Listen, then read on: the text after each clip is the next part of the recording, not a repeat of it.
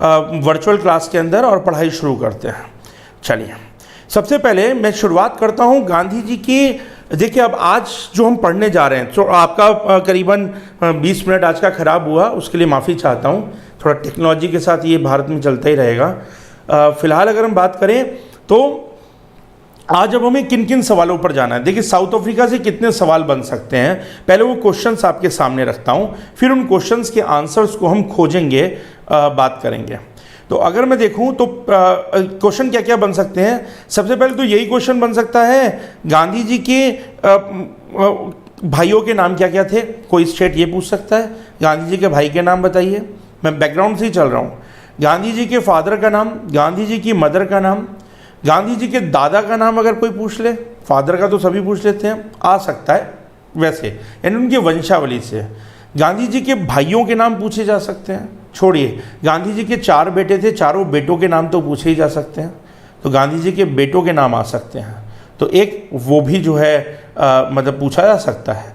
तो एक तो उनकी वंशावली से क्वेश्चन बन सकता है, ठीक बात है। उसके बाद क्वेश्चन ये आ सकता है कि गांधी जी जो हैं वो साउथ अफ्रीका गए कब थे। एक सवाल ये बन जाता है कि साउथ अफ्रीका कब गए थे, साउथ अफ्रीका क्यों गए थे गांधी जी, एक क्वेश्चन ये भी बन जाता है। गांधी जी से जुड़ा हुआ एक फैक्ट है, सवाल उस पर भी बनेगा, क्या गांधी जी से पहले कोई भारतीय बैरिस्टर साउथ अफ्रीका था। साउथ अफ्रीका में कोई भारतीय बैरिस्टर था गांधी जी से पहले, ये क्वेश्चन बन सकता है। एक सवाल ये बन सकता है कि गांधी जी को सबको मालूम है कि ट्रेन से धक्का दिया गया था, गांधी जी कहाँ से कहाँ जा रहे थे, कहाँ की यात्रा कर रहे थे गांधी जी, तो ये क्वेश्चन भी बन सकता है कि गांधी यात्रा कहाँ की कर रहे थे। इसके अलावा क्वेश्चन अब ये भी बन सकता है कि गांधी जी तो 1 साल के लिए जो है साउथ अफ्रीका गए थे, तो जब 1 साल के लिए साउथ अफ्रीका गए थे, किसके बुलाने पर गए थे, किसने गांधी जी को, ये क्वेश्चन तो आ चुका है एग्जाम में कि किसने गांधी जी को बुलाया था साउथ अफ्रीका, किसी के बुलाने पर, बुलावे पे गए थे या क्यों गए थे। अब एक और सवाल बनता है कि गांधी जी 20 साल साउथ अफ्रीका में रहे हैं, तो गांधी जी 20 साल साउथ अफ्रीका में रहे, गांधी जी केवल 1 साल के लिए साउथ अफ्रीका गए थे केवल, तो जब केवल 1 साल के लिए साउथ अफ्रीका गए थे तो 20 साल गांधी जी साउथ अफ्रीका में क्यों रहे, क्या कारण था, किन बातों ने उन्हें मजबूर किया कि उन्हें 20 साल साउथ, 1 साल के प्लान के लिए आप जाओ किसी दूसरे देश और 20 साल रह करके आओ, तो वो क्या कारण था जो ऐसा हुआ। क्या जब 20 साल गांधी जी साउथ अफ्रीका रहे तो उस दौरान गांधी जी क्या भारत वापस आए थे या बीच में कभी भारत आए थे, और आए तो कितनी बार आए थे। और इसके अलावा क्या गांधी जी ने, जब गांधी जी जो है फाइनली 1915 में भारत आए, क्या इससे पहले गांधी जी ने कभी कांग्रेस का कोई अधिवेशन अटेंड किया। 1915 में गांधी जी साउथ अफ्रीका से भारत आए, क्या उससे पहले गांधी जी ने कोई भी अटेंड किया, क्या कांग्रेस का कोई अधिवेशन अटेंड किया था क्या। कांग्रेस का कौन सा वो बड़ा लीडर था जो गांधी जी से जो है साउथ अफ्रीका में मिला। कांग्रेस का बड़ा लीडर, भारत में कांग्रेस का बड़ा लीडर जो गांधी जी से साउथ अफ्रीका में मिला, वो कौन था। और गांधी जी ने अगर कांग्रेस का कोई अधिवेशन अटेंड किया पहले, तो ये सवाल, तो ये क्वेश्चन बन सकता है। अच्छा, अब गांधी जी ने आंदोलन चलाए, तो गांधी जी ने जब साउथ अफ्रीका में आंदोलन चलाए तो किसी कानून या किसी सरकार की नीति के अगेंस्ट चलाए होंगे। वो कानून कौन सा था जिसके अगेंस्ट गांधी जी ने, उस कानून का क्या नाम था जिसके अगेंस्ट गांधी जी ने आंदोलन चलाया था साउथ अफ्रीका के अंदर, या गांधी जी को मजबूर होना पड़ा था साउथ अफ्रीका में आंदोलन चलाने के लिए, ये आ सकता है। एक बहुत ही पॉपुलर नाम है गांधी जी का जिसके साथ समझौता हुआ था, उस सेक्रेटरी का नाम क्या था साउथ अफ्रीका के अंदर। जब गांधी जी ने अपना आंदोलन वहाँ ख़त्म किया तो जो भी जिन कानूनों के विरोध में आंदोलन चल रहा था, उन कानूनों का क्या हुआ, या उनकी जगह कोई नया कानून बना तो वो कौन सा कानून बना, ये क्वेश्चन आ जाता है, आ सकता है। इसके अलावा सवाल ये भी बन सकता है कि एक और फैक्ट मुझे मिला, एक पठान ने गांधी जी पर हमला किया था साउथ अफ्रीका के अंदर, उस पठान का क्या नाम था, ये क्वेश्चन भी बन सकता है। एक पठान व्यक्ति था, उसने गांधी जी पर साउथ अफ्रीका में हमला किया।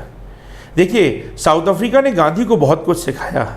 साउथ अफ्रीका ने गांधी को औरों से लड़ना भी सिखाया, और खुद अपने ही लोग जो उनसे नाराज़ हो जाएं, जो उन पर हमला करें, उनको कैसे हैंडल करते हैं या उनका भी दिल कैसे जीतते हैं, ये प्रैक्टिस भी साउथ अफ्रीका ने ही गांधी जी को करा दी थी। इसीलिए गांधी जी भारत में एक सफल राजनेता की तरह से आए, क्योंकि कितने ही ऐसे मौके भारत में भी आएंगे जब लोग गांधी जी से नाराज होंगे। तो गांधी जी से नाराज जो लोग भारत में होंगे उन्हें भी गांधी ने कैसे मनाया, अपने साथ लेकर के चले। गांधी ने पूरे 30 साल भारतीय राजनीति पर राज किया है, 30 साल गांधी ने आंदोलन को चलाया है, 30 साल गांधी ने संगठन को चलाया है। तो इतनी बड़ी लड़ाई गांधी ने लड़ी है, इसमें ये 20 साल साउथ अफ्रीका के भी हैं। तो गांधी की तो आंदोलन की राजनीति 50 साल की है। पता नहीं कितने लोग 50 साल आंदोलन में जीवन में लगातार करते रहते हैं, पर गांधी ने किया है।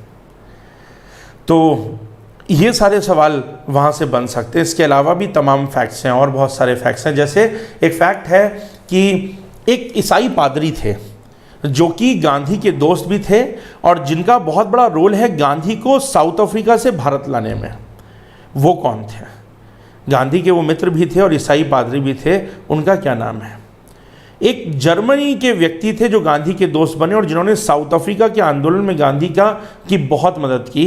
वो कौन थे? जर्मनी के थे और जिन्होंने गांधी की बहुत ज़्यादा मदद की थी। गांधी ने जो आश्रम बनाए उसमें 2 आश्रम बहुत महत्वपूर्ण हैं, उनके नाम पूछे जा सकते हैं। फोनिक्स आश्रम और टॉलस्टॉय आश्रम, 2 आश्रम उन्होंने बनाए थे। अब क्वेश्चन ये भी तो बन सकता है या दिमाग में आ सकता है कि पहले कौन सा बना, फोनिक्स पहले बना या टॉलस्टॉय पहले बना था, वो आश्रम जो बने थे। गांधी ने एक पत्र निकाला था, इंडियन ओपिनियन। कहाँ से निकाला था और कब निकाला था?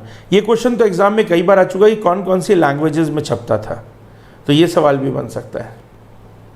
इतने तमाम सवालों के आंसर आज की क्लास में हैं। आज की क्लास फैक्चुअल ज़्यादा है। आज की क्लास में उतना जो है उतना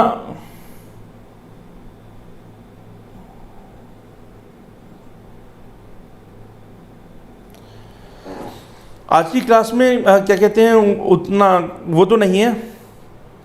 अगर हम देखें कंसेप्ट्स थोड़े बहुत हैं, फैक्ट्स बहुत हैं, बहुत सारी न्यूज़ हैं, तो उनको समझते हैं। ठीक है, तो बस ये सारे सवालों को दिमाग में रखते हुए अब हम अपनी क्लास में चलते हैं। चलिए क्लास की तरफ बढ़ते हैं।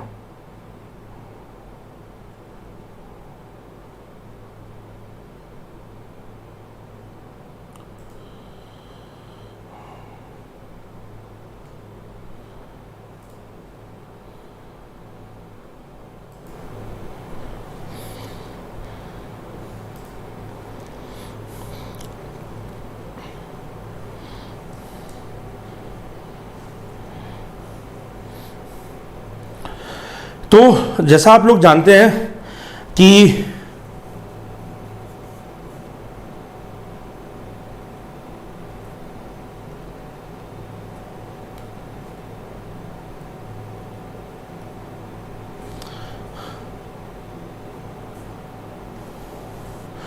गांधी जी का जन्म आपको पता ही है, 2 अक्टूबर 1869। कहाँ हुआ? गुजरात के काठियावाड़ में हुआ। एग्जैक्ट जगह पोरबंदर। पोरबंदर जगह है, Gujarat state, Kathiawar is the region. 1869 और 2 अक्टूबर, इतनी बात तो आपको पता ही है। मोहनदास करमचंद गांधी। अब इस मोहनदास करमचंद गांधी में करमचंद कौन है? तो करमचंद जो है वो गांधी जी के फादर का नाम है। करमचंद गांधी जी के फादर का नाम है। मैं आपको एक पिक्चर दिखाता हूँ। आज काफ़ी चीज़ें जो मेरे पास हैं, कलेक्शन में है मेरे पास, थोड़ा उनको भी आपको दिखाता हूँ। मेरा मन भी है दिखाने का, प्लस उससे आपकी थोड़ी नॉलेज और बढ़ जाएगी, जो रेयरली लोगों के पास होती हैं चीज़ें या वो देखते हैं उनको। Just a minute.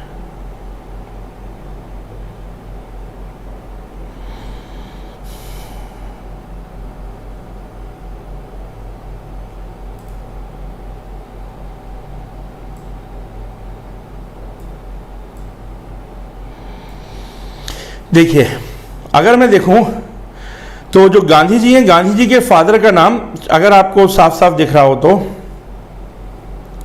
Gandhi ji के फादर का नाम है करमचंद गांधी।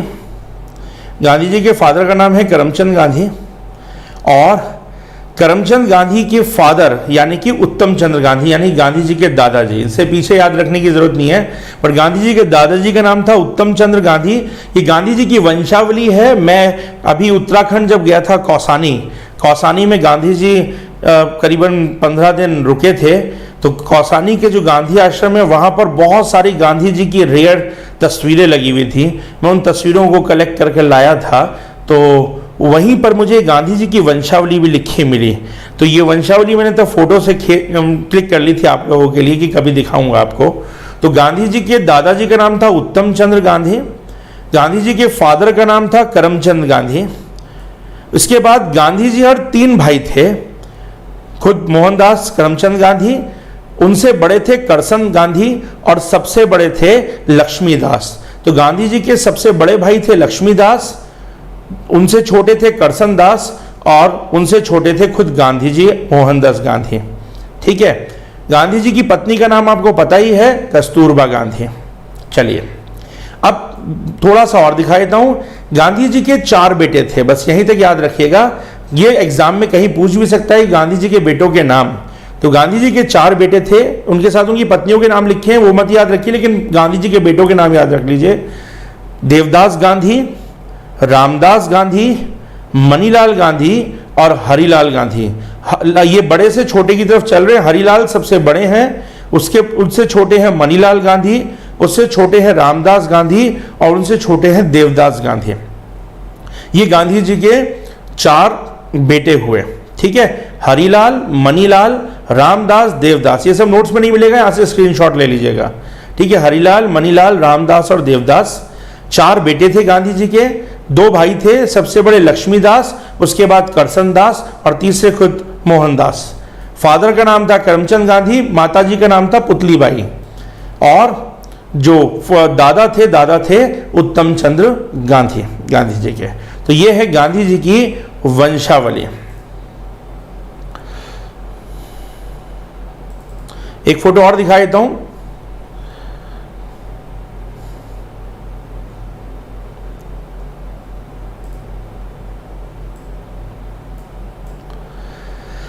ये पोरबंदर के काठियावाड़ के दीवान थे गांधी जी के पिताजी जो थे करमचंद गांधी, और ये गांधी जी के फादर और ये गांधी जी की मदर। ये भी मुझे मिल गई थी, बहुत रेयर फोटोज हैं, जो बहुत खजाना है ये जो मिल गया था। तो ये है गांधी जी के फादर और ये गांधी जी की मदर दोनों। और एक ये छोटी सी मुझे गांधी जी की फोटो मिली थी, उनके बचपन की फोटो, जब गांधी जी लगभग 7 साल के थे, 7 इयर्स के थे। ये तब की गांधी जी की फोटो है।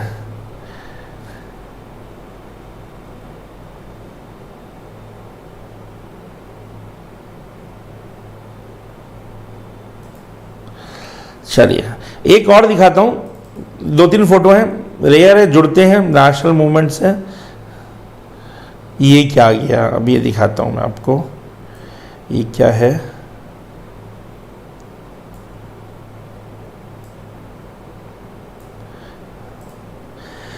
ये वो घर है जहां गांधी जी पैदा हुए थे। ये गांधी जी के घर की फोटो है। ये गुजरात में पोरबंदर में गांधी जी का घर है।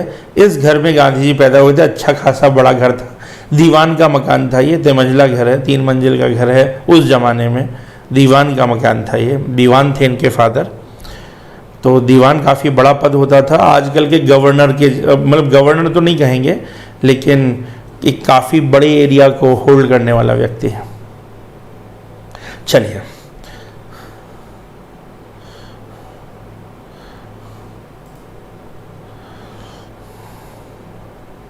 कुछ और फोटो भी हैं, वो बाद में दिखाऊंगा आप लोगों को। रेयर फोटो हैं और वो आपके काम भी आएंगी थोड़ी सी। चलिए वापस पढ़ाई पर आ जाते हैं। तो अब पढ़ाई करना शुरू करते हैं।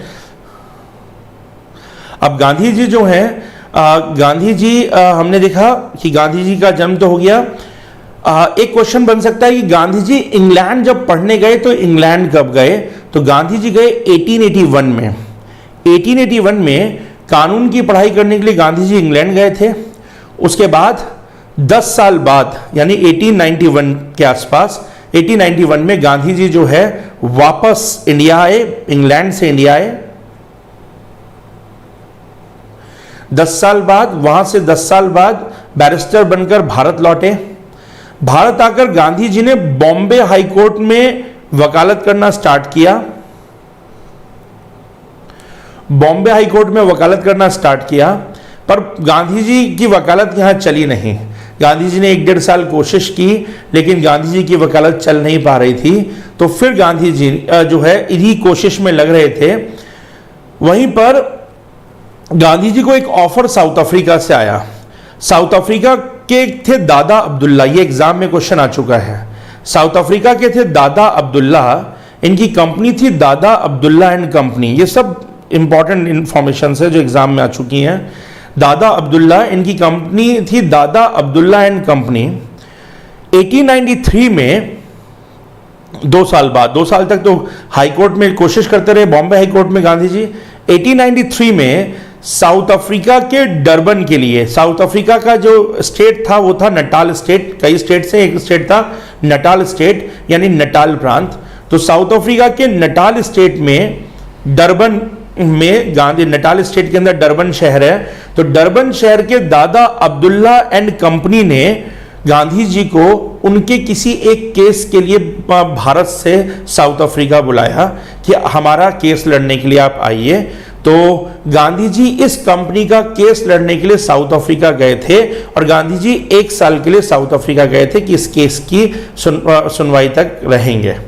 तो उनका कोई लंबा वहां रुकने का कोई मतलब प्लान नहीं था गांधी जी का। तो इस तरह से एक तो ये फैक्ट याद रखना है। अब अगर हम देखें तो 1893 में गांधी जी की एज अगर हम देखें तो 24 साल थी। और एक फैक्ट यहां से दे रहा हूं, शायद ही लोगों को पता है, मुझे भी सामने पहली बार पता चला।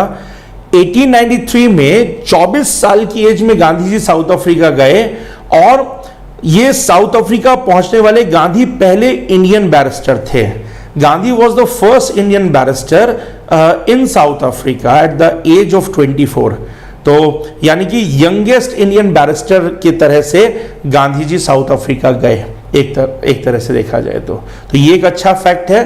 तो अगर कभी आता है तो yes it is true, youngest Indian barrister के रूप में साउथ अफ्रीका गए गांधी जी। नाउ अब अगर हम देखें तो गांधी जी मैंने आपको बताया ही था कि 1 साल के लिए गए थे, लेकिन गांधी जी अगले 20 साल वहां रुके, क्योंकि गांधी जी को भी नहीं पता कि वहां क्या होना है। 1915 तक गांधी जी रुके, 1914 में चले होंगे तो 1915 में जनवरी में आ गए थे गांधी जी यहाँ पर। तो 1914 के लास्ट तक गांधी जी जो है साउथ अफ्रीका में रुकते हैं। पूरे 20 साल गांधी जी साउथ अफ्रीका में रुकते हैं। क्यों? क्योंकि अभी गांधी जी को नहीं पता उनके साथ क्या होना है, पर होना बहुत कुछ है साउथ अफ्रीका के अंदर। मेन कारण क्या बनेगा गांधी जी का साउथ अफ्रीका में रुकने का? तो अंग्रेजों की, ब्रिटिशर्स की रंग भेद की नीति। जो रंग भेद की नीति है ये उनका मेन कारण बनेगी। ये नीति रोकेगी गांधी जी को, क्योंकि गांधी जी को लगेगा कि इस नीति के खिलाफ आवाज उठानी चाहिए। मैं आपको एक बात और यहां समझाऊं, गांधी जी ब्रिटेन से पढ़कर आए थे, लंदन से पढ़कर आए थे, इसलिए गांधी जी को ब्रिटेन के लॉ में बहुत भरोसा था। गांधी जी को ब्रिटेन के लॉ सिस्टम में बहुत भरोसा था, और काफी लंबे समय तक गांधी जी ये मानते रहे कि ब्रिटेन जो है वो बहुत ही जुडिशियस है, बहुत ही न्यायप्रिय है, वो जस्टिस को पसंद करता है। और ये भरोसा गांधी को बहुत लंबे समय तक रहा। बहुत लंबे समय बाद गांधी का ये भरोसा टूटा। जैसे कि हमारे नरमपंथी नेताओं को भरोसा था, ऐसा ही गांधी को शुरुआत में भरोसा था, क्योंकि गांधी की पढ़ाई भी जो है ब्रिटेन में ही हुई थी। तो गांधी को ब्रिटिश जुडिशियल सिस्टम में बड़ा भरोसा था, उन्हें लगता था ये बहुत न्यायप्रिय लोग हैं। ये जो भरोसा था गांधी का काफी बाद में टूटेगा। और ये मैं आपको क्यों समझा रहा हूं, क्योंकि गांधी के काम करने के तरीके, गांधी के साउथ अफ्रीका का फेज भी अगर हम देखें तो गांधी का पहला 7-8 साल का फेज एक उदारवादी फेज है, एक लिबरल फेज है, एक मॉडरेट टाइप का फेज है, आंदोलन का फेज। और गांधी का 8 साल बाद का जो फेज है, उसके बाद का गांधी का फेज जो है वो स्पेशली 1906 के बाद का जो फेज है गांधी का, वो बहुत ही उग्रपंथी राजनीति का फेज है, एक मिलिटेंट पॉलिटिक्स का फेज है। क्योंकि गांधी को तब फिर यह एहसास हो जाएगा कि अंग्रेज अन्याय कर रहे हैं, तो फिर गांधी उदारवाद से उग्रपंथ की तरफ यानी मॉडरेट पॉलिटिक्स से जो है मिलिटेंट पॉलिटिक्स की तरफ बढ़ जाते हैं। तो गांधी के भी दक्षिण अफ्रीका के आंदोलन में हमें दो चरण दिखाई देते हैं, पहले मॉडरेट फेज और उसके बाद एक्सट्रीमिस्ट फेज हमको दिखाई देता है, और फिर तो उनका वो एक्सट्रीमिस्ट फेज भारत आकर के भी जारी ही रहता है। ये चीज है। अगर हम देखें तो साउथ अफ्रीका के अंदर रह कौन लोग रहे थे, तो साउथ अफ्रीका के अंदर जो है अगर भारत की तरफ से देखें तो भारत से जो लोग वहां जाकर रह रहे थे ज्यादातर लोग मजदूर थे, ज्यादातर लोग वहां गन्ने के खेतों में मजदूरी कर रहे थे। और स्पेशली अगर देखा जाए तो भारत में दक्षिण भारत के लोग, दक्षिण भारत के मजदूर जो है काफी बड़ी संख्या के अंदर दक्षिण भारत के मजदूर साउथ अफ्रीका गए हुए थे भारत से। उसके साथ ही साथ कुछ व्यापारी भी दक्षिण अफ्रीका गए हुए थे, और उनके कुछ जो साथ में कर्मचारी थे, काम करने वाले लोग, वो दक्षिण अफ्रीका के अंदर गए हुए थे। वो ध्यान रखिएगा।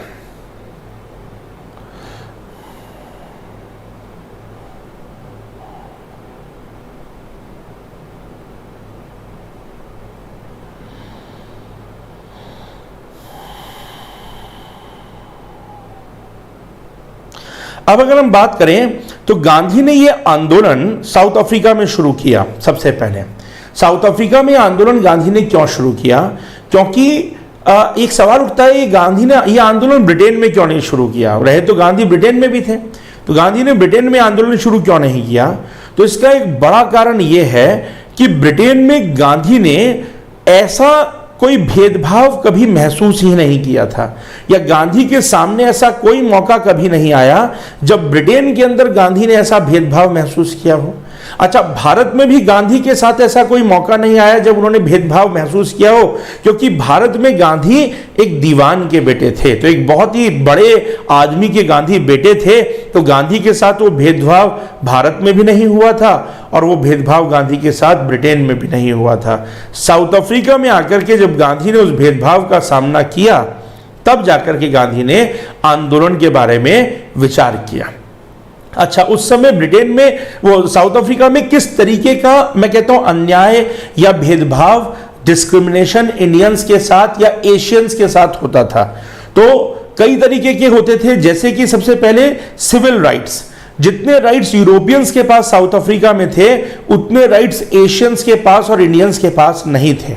तो सिविल राइट्स का इशू था, नागरिक अधिकारों का इशू था, व्यापार की स्वतंत्रता और संपत्ति के अधिकार भी, उसमें भी भेदभाव होता था। बिजनेस राइट्स भी एशियंस के पास उतने नहीं होते थे, प्रॉपर्टी राइट्स भी एशियंस के पास उतने नहीं होते थे। जो इंडियंस थे उनको मतदान का अधिकार भी नहीं था, बाद में वंचित कर दिया गया था, अधिकार था ही नहीं। तो ना तो जो वहां के जो नागरिक हो गए थे इंडियंस, उनको भी मतदान का अधिकार नहीं था। फुटपाथ तक यूज करने का अधिकार नहीं था।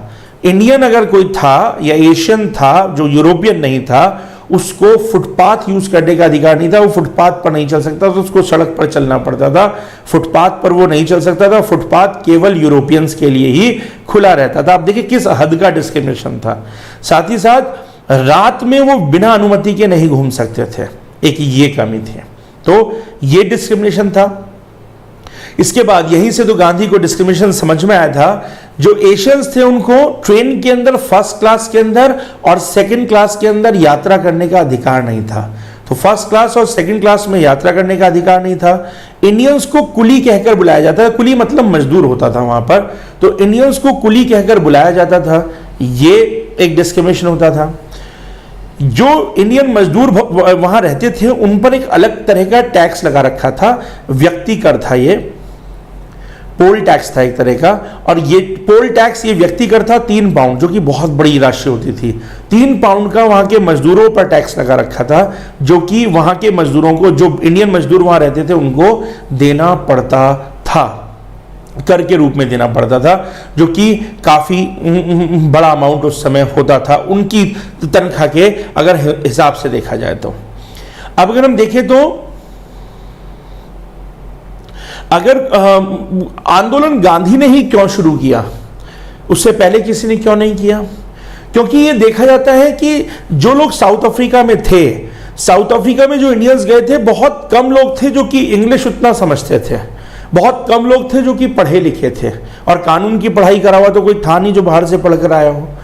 गांधी बाहर से कानून की पढ़ाई कर कर आए, इंग्लिश अच्छे से समझते थे, और इसीलिए गांधी जो है इस भेदभाव के खिलाफ ज़्यादा सही से इसको समझ पाए। जो मजदूर यहाँ रह रहे थे इंडियंस, उन्होंने उस परिस्थिति के साथ समझौता कर लिया था, उन्होंने उस परिस्थिति में रहना सीख लिया था, पर गांधी को वो परिस्थिति मंजूर नहीं थी। तो जब गांधी के आगे ऐसे मौके आए तो गांधी ने फिर उसका विरोध करने की ठानी थी। जैसे जो सबसे पहले गांधी के आगे ऐसा मौका आया था, वो आपको याद है कि जब वो ट्रेन से यात्रा कर रहे थे। अब वो क्वेश्चन जो मैंने आपके आगे रखा है, मैं उसको दिखा रहा हूं आपको। गांधी डरबन से प्रिटोरिया जा रहे थे, ये एग्जाम के लिए इंपॉर्टेंट है। गांधी डरबन शहर से, एक और शहर है प्रिटोरिया, तो डरबन से प्रिटोरिया जा रहे थे। अब गांधी को लेकिन प्रिटोरिया जाने नहीं दिया था, उनको रास्ते में ही उनको उतार दिया गया था। क्यों? क्योंकि गांधी टिकट लेकर फर्स्ट क्लास के डिब्बे में बैठे थे, और वह उस समय पर एशियंस को और इंडियंस को फर्स्ट क्लास का डिब्बे में बैठने का अधिकार नहीं था। उन्हें माल के साथ सामान, जिस बोगी में सामान जाता था उसके साथ जाना होता था, वो फर्स्ट और सेकंड क्लास में बैठ नहीं सकते थे। तो गांधी को जो है उस डब्बे से उतार दिया गया था एक स्टेशन पर। उस स्टेशन का नाम पूछ लिया जाता है, तो उस स्टेशन का नाम है पीटरमरित्सबर्ग। मैं हिंदी में लिख रहा हूं, इंग्लिश में जैसे PETR चेक कर लीजिएगा, MERITZBERG होगी, फिर भी आप कंफर्म कर लीजिएगा, पीटरमरित्सबर्ग।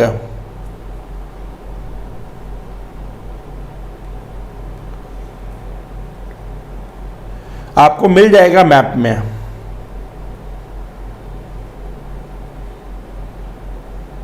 पीटरमरित्सबर्ग ये वो स्टेशन था जहां पर गांधी जी को स्टेशन से उतार दिया गया था, ट्रेन से उतार दिया गया था। तो डरबन से प्रिटोरिया जा रहे थे, पीटरमरित्सबर्ग पर उनको उतार दिया गया था। ठीक है, अब तो एक तो ये घटना उनके सामने हुई, साथ ही साथ उनके साथ एक घटना नहीं हुई। जब उनको उतार दिया गया उसके बाद वो आगे होटल्स ढूंढे उन्होंने कि रात बिताने के लिए उनको होटल मिल जाए। तो गांधी जी को रात में होटल भी किसी ने नहीं दिया, क्योंकि वहां जो होटल्स थे वो सारे केवल गोरे लोगों के लिए एक्सेसिबल थे, यूरोपियंस के लिए एक्सेसिबल थे। इंडियंस उन होटल्स का इस्तेमाल नहीं कर सकते थे, तो होटल का कमरा गांधी को नहीं दिया गया। अब देखिए, गांधी पैसे वाले थे, दीवान के बेटे थे, लेकिन उसके बावजूद भी केवल उनके रंग के कारण उनके साथ इतने भेदभाव कि उनको पहले ट्रेन से उतार दिया गया, उसके बाद रात में ट्रेन से उतारा गया। रात में उन्होंने कहीं होटल ढूंढा तो उन्हें होटल का कमरा भी नहीं मिला। उसके बाद जब वो वहां से प्रिटोरिया गए तो भी रास्ते में उनका काफी ज्यादा कई जगह पर अपमान हुआ। तो ये देख करके गांधी को बहुत ज्यादा चोट पहुंची, और गांधी ने जो है जब वो प्रिटोरिया पहुंचे तो प्रिटोरिया पहुंच करके उन्होंने जो है वहां पर उन्होंने तुरंत भारतीयों की एक बैठक बुलाई, और भारतीयों की बैठक बुला करके उन्होंने जो है इस शोषण के खिलाफ आवाज उठाने की बात की, लोगों को प्रेरित किया कि आप इस शोषण का विरोध में आवाज उठाएं। उन्होंने नटाल सरकार को लिखा, लेख लिखे, इसके खिलाफ आवाज उठाई, ब्रिटिश सरकार को भी लिख करके भेजा, लेकिन कोई सुनवाई तो होनी ही नहीं थी। अब जो है गांधी का जो संघर्ष था, लेकिन ये समझिएगा गांधी का संघर्ष केवल इस ट्रेन से उतारने के कारण नहीं हुआ था। संघर्ष के लिए तो उन्हें खुद साउथ अफ्रीका के लोग ही मजबूर करेंगे। साउथ अफ्रीका में रहने वाले जो भारतीय हैं वो उनको रुकने के लिए कहेंगे। अब घटनाक्रम क्या है कि गांधी जी का अगर हम देखें राजनीतिक सफर जो स्टार्ट हुआ, पहला चरण मैंने कहा उनका पहला चरण उदारवादी चरण है, मॉडरेट चरण है। उदारवादी चरण होने का मतलब क्या है? उदारवादी चरण होने का मतलब है कि गांधी ने अनुनय विनय की नीति, रिक्वेस्ट करने की नीति, उस नीति का इस्तेमाल किया। एप्लीकेशन लिखना, साथ ही साथ लेटर्स लिखना, अखबारों में लेख लिख देना, इस तरीके की बातों से विरोध किया, लेकिन कोई खास बड़ा आंदोलन या जनता को सड़कों पर लाना या ब्रिटिश सरकार का बॉयकॉट करना, ऐसी कोई कोशिशें गांधी ने शुरुआती दौर में नहीं की। तो उनकी राजनीति का जो पहला फेज है 1894 से लेकर 1906, मैंने आपको ईयर बताया था 1906, 1894 से लेकर 1906 का जो टाइम पीरियड था, ये टाइम पीरियड जो है उदारवादी चरण यानी कि liberal phase of Gandhian politics माना जाता है साउथ अफ्रीका के अंदर। अब हुआ क्या, अगर हम देखें तो गांधी ने अब्दुल्ला एंड कंपनी का जो मामला था वो सुलझा दिया, वो उसके लिए आए थे, गांधी ने इस मामले को सुलझा दिया था। अब गांधी, एक साल हो गया था, 94 की बात कर रहे हैं हम लोग, तो 1893 में गांधी आए, एक साल में गांधी ने यह मामला सुलझा दिया जो अब्दुल्ला कंपनी का मामला था जिसको लड़ने केस को आए थे। अब गांधी जी को वापस जाना था इंडिया, तो गांधी जी जब वापस जा रहे थे तो उनकी फेयरवेल पार्टी चल रही थी, गांधी जी का एक विदाई समारोह चल रहा था, और जब उनका विदाई समारोह चल रहा था तभी के समाचार पत्रों में नटाल सरकार का, नटाल प्रोविंस है तो उस प्रोविंस की सरकार के एक प्रस्तावित कानून, वो एक कानून लाने जा रही थी नटाल की गवर्नमेंट, उसकी चर्चा अखबार में आई, और उसकी चर्चा अखबार में आई और उसमें लिखा यह गया था कि भारतीयों को वोट डालने से वंचित किया जाएगा।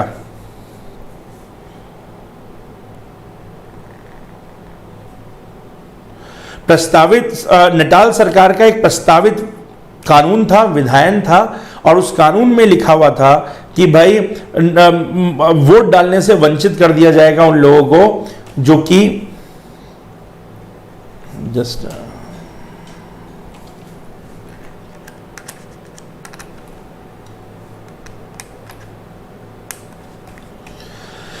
उन लोगों को जो इंडियंस हैं, इंडियंस को वोट डालने में वंचित कर दिया जाएगा।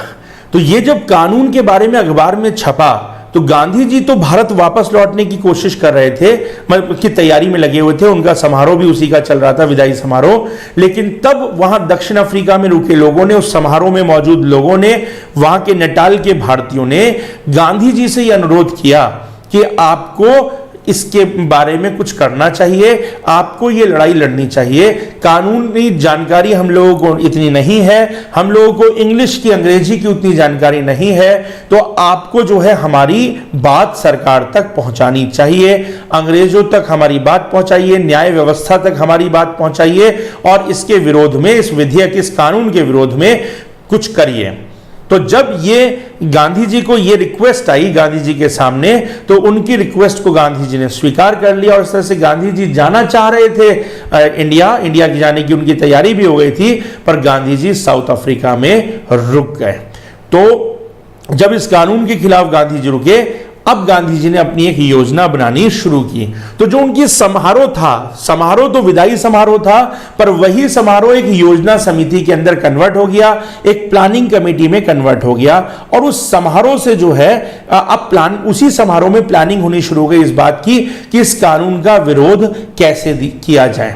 तो यहां से मताधिकार विहीनता विधेयक के विरुद्ध, यानी कि वो कानून जो है वोटिंग राइट्स छीन रहा था इंडियंस के साउथ अफ्रीका के अंदर, उसके विरुद्ध अब जो है योजना बनाई जाने लगी कि उसका विरोध कैसे किया जाए। अगर हम देखें तो गांधी से पहले ऐसा कोई व्यक्ति नहीं था जिसने की विरोध किया हो, तो अब गांधी पहले व्यक्ति आएंगे साउथ अफ्रीका के अंदर जो कि इसका विरोध करेंगे। नाउ और बराबरी की मांग करेंगे कि हमें औरों की जितनी ही बराबरी मिलनी चाहिए, अदर यूरोपियंस की तरह से ही हमको बराबरी देनी चाहिए बेसिकली। तो अब इसके लिए होगा क्या, अब यहां से एग्जाम के लिए फिर इंपॉर्टेंट खबर आ रही है। अब इसके लिए होगा क्या, तो फॉर्मेशन ऑफ नटाल ऑर्गेनाइजेशन, भारतीय नटाल संगठन बनाया जाएगा। फॉर्मेशन ऑफ नटाल ऑर्गेनाइजेशन 1893-94 में गांधी जी इसे मजबूत करेंगे और इसको बनाएंगे। बना दिया था उन्होंने वैसे, ये आई थिंक इसका ईयर जो है वो 1893 के एंड का ईयर है, तो इसीलिए वो 1893 लिखा है। 1893 के लास्ट में जाके या 1894 में ये बना था। इस ईयर को लेके थोड़ा कंफ्यूजन है, या तो 93 या 94 है, इसको देख लेंगे। तो इंडियन नटाल कॉन्फ्रेंस ऑर्गेनाइजेशन बनाया गांधी जी ने, इंडियन नटाल ऑर्गेनाइजेशन बनाया, सबसे पहला संगठन जो कि बनाया गया। इससे गांधी जी के उदारवादी चरण का एक मॉडरेट फेज स्टार्ट होता है। इस ऑर्गेनाइजेशन से गांधी ने भारतीयों को एकजुट करने की कोशिश की, भारतीयों को कंसोलिडेट करने की कोशिश की। इसके माध्यम से गांधी ने लेख लिखने स्टार्ट किए, ब्रिटिश संसद में याचिकाएं भेजी, ब्रिटेन के अंदर जो है ब्रिटेन को याद दिलाया कि आप कितने न्यायप्रिय हो, वो सारी बातें उन्होंने की। लेकिन ब्रिटेन ने कुछ इस पर सुना नहीं। गांधी ने कोशिशें पूरी की लेकिन सुना नहीं। हाँ, एक बात थी कि इससे गांधी को लोकप्रियता जरूर मिली, क्योंकि गांधी ने लंदन में भी अपनी बातें पहुंचाई। साथ ही साथ अगर देखें तो गांधी ने ब्रिटेन के ये साउथ अफ्रीका के अंदर जो भारतीय थे उन तक इस बात को पहुंचाया, ब्रिटेन में जो भारतीय थे उन तक इस बात को पहुंचाया कि किस तरह से साउथ अफ्रीका के अंदर ये काला कानून, ये गलत कानून आया है। इसका फायदा ये हुआ, अब यहां से एक एग्जाम के लिए इंपॉर्टेंट चीज ये और आ रही है कि जो इंडियन नेशनल कांग्रेस थी, इसने भी इस कानून का विरोध भारत में किया था और इसके खिलाफ एक निंदा प्रस्ताव पारित किया था। अभी गांधी का कोई संबंध नहीं है इंडियन नेशनल कांग्रेस के साथ।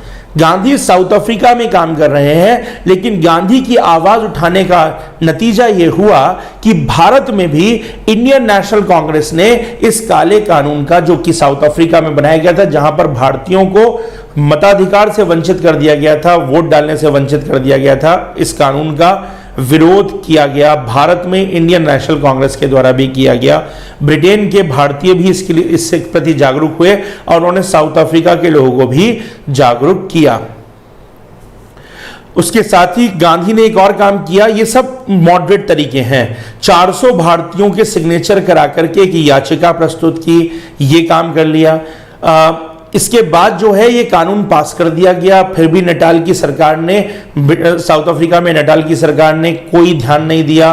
तो फिर गांधी जी ने जो है 10,000 इंडियंस के हस्ताक्षर कराए। देखिए गांधी जी लगे हुए हैं और विदेश में लगे हुए हैं, विदेश में 10,000 लोगों से साइन कराना है। तो गांधी जी 10,000 भारतीयों से हस्ताक्षर कराकर, अब आप सोचिए हम कितना करते हैं। हम किसी व्यक्ति को बहुत आसानी से क्रिटिसाइज तो कर देते हैं, लेकिन आप सोचिए कि हम ने अभी तक हम कितना कर रहे हैं। बहुत सारे अन्याय होते हुए हम देखते हैं, हम क्या उसके लिए कोई एक एप्लीकेशन भी लिखते हैं? नहीं लिखते। पर वो आदमी तभी से कोशिश कर रहा है। 10,000 भारतीयों से गांधी ने हस्ताक्षर करवा के एक याचिका इंग्लैंड भेजी, इंग्लैंड से भेजी उन्होंने, इंग्लैंड भेजी। उसके साथ ही साथ फिर भी वहां पर कुछ नहीं हुआ। नटाल सरकार ने विधेयक को जो है पास कर दिया और जो करना था मतलब उन्होंने कर दिया, तो विधेयक पास हो गया। अब अगर हम देखें तो गांधी की अब यहां मुश्किलें बढ़ गई। अब जब गांधी ने भारतीयों का साथ देकर भारतीयों की आवाज उठाना शुरू कर दिया और ब्रिटिश सरकार का विरोध करना शुरू कर दिया, तो बस अब गांधी के ऊपर हमले शुरू हो गए यूरोपियंस के।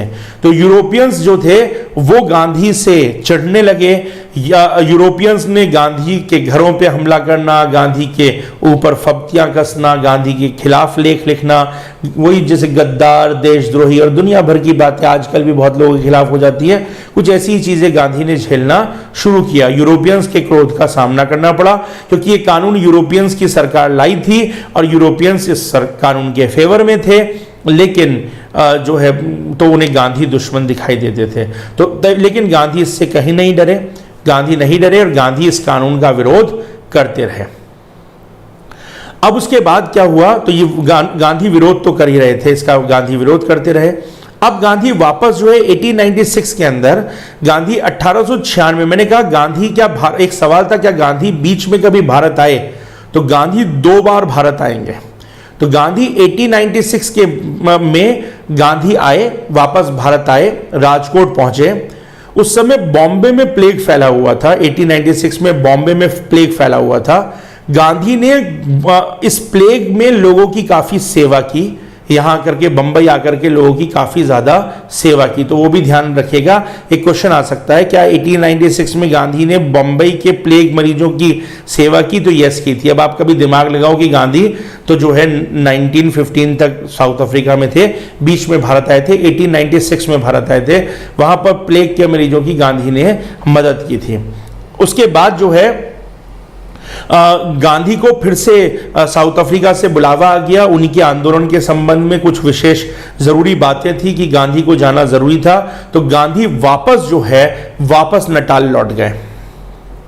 ठीक है, तो गांधी वापस दिसंबर 96 के अंदर, दिसंबर 1896 में गांधी वापस अपने परिवार के साथ लौट गए।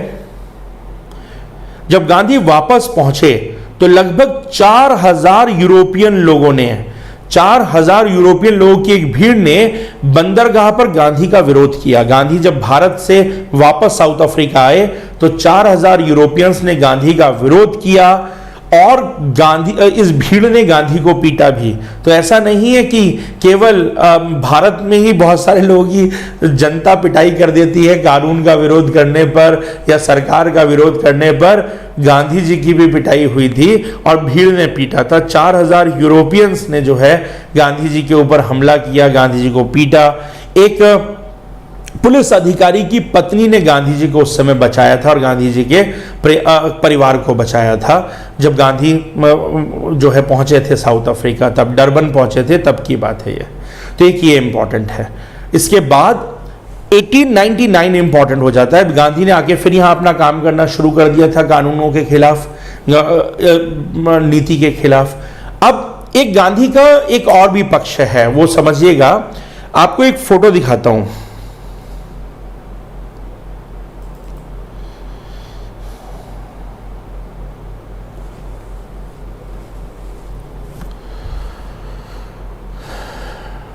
ये फोटो देखिए, इसमें आपको बिल्कुल सेंटर में बैठे हुए गांधी जी दिखेंगे। इस फोटो के एकदम सेंटर में बीच में जो बैठे हुए हैं ये गांधी जी हैं, ये गांधी जी हैं। अब मैं आपको दिखा रहा हूं जो उनको मेडल मिला है, उस मेडल की बात, और कैसरे हिंद की जो उपाधि मिली है उसके बारे में बता रहा हूं। तो ये गांधी जी हैं। ठीक है,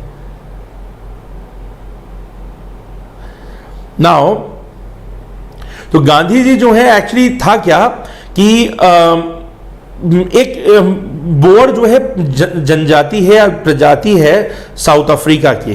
तो दक्षिण अफ्रीका में बोअर जनजाति है। ये जो बोअर हैं ये डच मूल के लोग हैं। आप ज्योग्राफी के अंदर जब आप ट्राइब्स पढ़ेंगे तब आप इसको देखेंगे। तो जो बोअर हैं वो डच मूल के लोग हैं और ये साउथ अफ्रीका की ही प्रजाति है। ये लोग ब्रिटिश सरकार से लड़ रहे थे। तो बोअर लोग ब्रिटिश सरकार से लड़ रहे थे और इनका युद्ध चल रहा था ब्रिटिश सरकार से। 1899 से 1902 के बीच में बोअर वॉर चली ब्रिटेन के खिलाफ। तो ये जो बोअर लोग थे ये युद्ध लड़ रहे थे ब्रिटिशर्स के खिलाफ वहां पर और उन पर हमले कर रहे थे। हालांकि ना तो इंडियंस के साथ बोअर अच्छा व्यवहार करते थे, वो भी इंडियंस को अच्छा व्यवहार नहीं करते थे, और ब्रिटिश भी इंडियंस के साथ अच्छा व्यवहार नहीं करते थे। लेकिन उसके बावजूद भी जब ये युद्ध हुआ तो इस युद्ध में लोग घायल होते थे। तो गांधी जी ने अपनी तरफ से इनिशिएटिव लिया और जो यूरोपियंस थे जो घायल हो रहे थे इस युद्ध के अंदर, उनकी तीमारदारी करने के लिए एक स्ट्रेचर की इंडियंस को साथ लेकर के उन्होंने जो है एक नटाल इंडियन एम्बुलेंस कोर बनाई। ये एग्जाम है, ये इंपॉर्टेंट है। नटाल इंडियन एम्बुलेंस कोर, ये एग्जाम के लिए पूछा जा सकता है। ये क्या थी? Natal Indian ambulance core. तो बोअर वॉर में नटाल इंडियन एम्बुलेंस कोर बनाई और ये जो थी इसका काम था कि स्ट्रेचर पर लोगों को लाना, हॉस्पिटल तक छोड़ना, उनकी मरहम पट्टी करवाना जो लोग युद्ध में घायल हैं। तो वो जो ड्रेस है वो नटाल इंडियन एम्बुलेंस कोर की ही ड्रेस है गांधी जी की।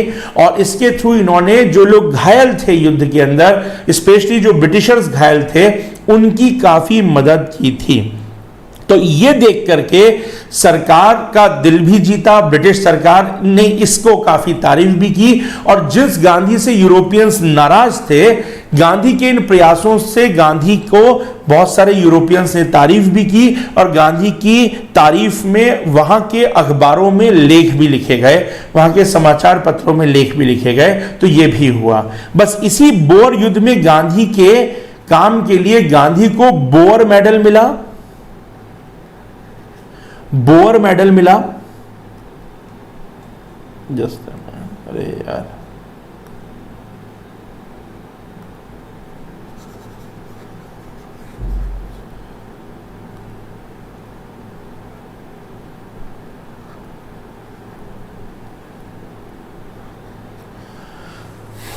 बोअर मेडल मिला, साथ ही साथ गांधी को कैसरे हिंद की उपाधि भी दी गई थी। कैसरे हिंद की उपाधि भी गांधी को दी गई थी।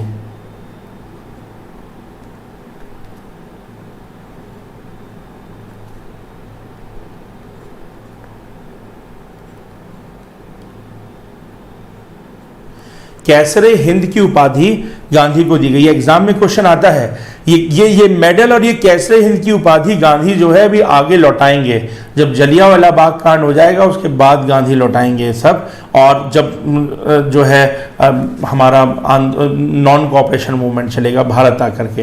पर ये साउथ अफ्रीका में उनको ये मिला, बोअर मेडल भी मिला और कैसरे हिंद की उपाधि भी मिली। तो ये घटनाक्रम है 1899 से 1902 का। उसके बाद अगर हम देखें तो ये हो गई क्या कहते हैं ये युद्ध की बात। 1901 में, तो 1899 1890 में गांधी ने युद्ध में काम किया अपनी स्ट्रेचर सर्विस के थ्रू जो मदद की। उसके बाद 1891, अब एक और फैक्ट दे रहा हूं, 1901 के अंदर आते आते गांधी को अब यह एहसास हुआ कि उनको जो है भारत जाकर के काम करने की आवश्यकता है। अब उन्हें भारतीयों के लिए काम करने की जरूरत है, भारत में जाकर के काम करने की जरूरत है। तो ये गांधी को एहसास हुआ, तो गांधी जो है भारत आए। तो 1901 के अंदर गांधी भारत आ गए थे। 1901 में गांधी भारत आए और 1901 में गांधी ने भारत आकर के कलकत्ता में कांग्रेस का अधिवेशन अटेंड किया। ये एग्जाम के लिए इंपॉर्टेंट है, पूछ सकते हैं कि क्या कोई गांधी ने, जब गांधी 1915 में आए थे, क्या उससे पहले गांधी ने कोई कांग्रेस का अधिवेशन अटेंड किया था? 1901 में गांधी ने कांग्रेस का अधिवेशन अटेंड किया है कलकत्ता में। कलकत्ता में गांधी ने कांग्रेस का अधिवेशन अटेंड किया। और इसके अध्यक्ष कौन थे? तो अध्यक्ष थे W.E. वाचा। कांग्रेस के अधिवेशन के अध्यक्ष थे W.E. वाचा। यहां पर गांधी को बड़े बड़े नेताओं से मिलने का मौका मिला, जैसे कि गांधी फिरोज शाह मेहता से यहां मिले, बाल गंगाधर तिलक से इस सम्मेलन में मिले, अधिवेशन में गोपाल कृष्ण गोखले से मिले। तो ये तीनों बड़े नेताओं से गांधी की यहां पर मुलाकात हुई। अभी तो गोपाल कृष्ण गोखले साउथ अफ्रीका भी जाएंगे। तो फिरोज शाह मेहता, बाल गंगाधर तिलक और गोपाल कृष्ण गोखले से गांधी की यहां पर मुलाकात हुई। और गांधी ने इस कांग्रेस के इस अधिवेशन में साउथ अफ्रीका में जो भारतीय हैं उनकी स्थिति को एक प्रस्ताव भी पास कराया।